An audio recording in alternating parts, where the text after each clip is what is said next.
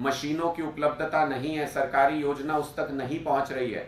ऐसी स्थिति में मजबूरी में अगर कहीं कोई किसान इस तरीके का कदम उठाने को मजबूर होता है, अगर कहीं पर पराली जलाई जाती है, तो सरकार पहले उनको एजुकेट नहीं करती है, किसानों को पहले उनको साधन उपलब्ध नहीं कराती है। लेकिन कहीं पर भी अगर पराली जलाने की घटना होती है तो उन पर बहुत हेफ्टी अमाउंट, उनके ऊपर बड़े बड़े फाइन लगाए जा रहे हैं लाखों रुपए के, और उनके ऊपर एफआईआर दर्ज की जा रही है। इसका हम पुरजोर तरीके से विरोध करते हैं।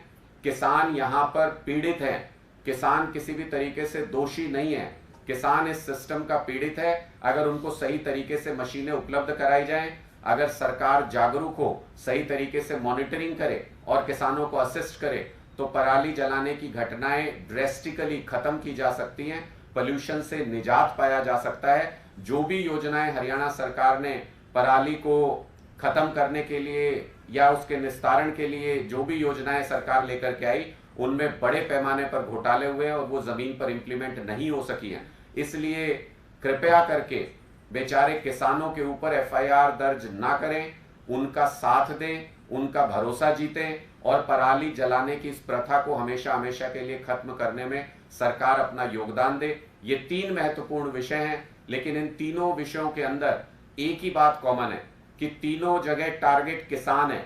भारतीय जनता पार्टी की सरकार, चाहे वो केंद्र में हो चाहे वो हरियाणा के अंदर हो, किसानों को टारगेट करके किसानों को कमजोर करने का काम किया जा रहा है। क्योंकि कृषि कानूनों का जिस तरीके से किसानों ने विरोध किया, उसका बदला भारतीय जनता पार्टी की सरकार किसानों से ले रही है।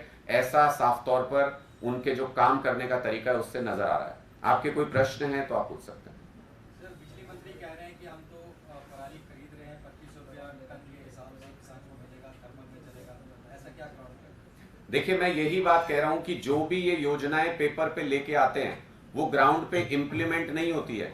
वरना कोई भी किसान कोई पागल तो है नहीं, अगर उसको 2500 रुपए मिल रहे हैं तो वो क्यों जलाएगा पराली?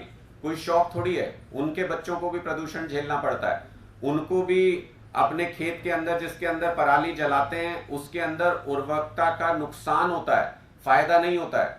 किसानों को सिर्फ इसलिए मजबूरी में पराली जलानी पड़ती है क्योंकि घर नहीं चल रहा, अगली फसल उनको लगानी ही लगानी है किसी भी कीमत पे, इसलिए उनके पास समय के अभाव में वो इसको एक छोटा साधन समझते हैं और अनभिज्ञता में, अज्ञानता में वो इसमें आग लगाते हैं।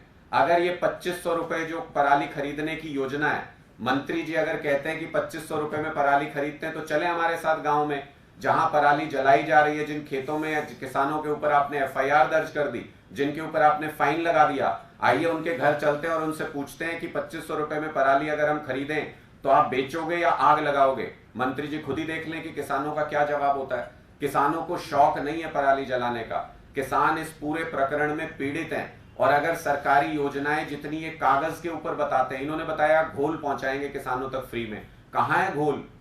कहीं नहीं पहुंचा। वो जो घोल बना करके उसको इस्तेमाल करना था वो तो अभी तक डिस्ट्रिक्ट सेंटर्स पे ही नहीं पहुंचा। डिस्ट्रीब्यूट कब होगा, घोल कब बनेगा? इसका मतलब वो पूरी योजना कागजों पे रह गई, उस घोल के नाम पे पता नहीं कितने करोड़ों रुपए का घोटाला कर लिया।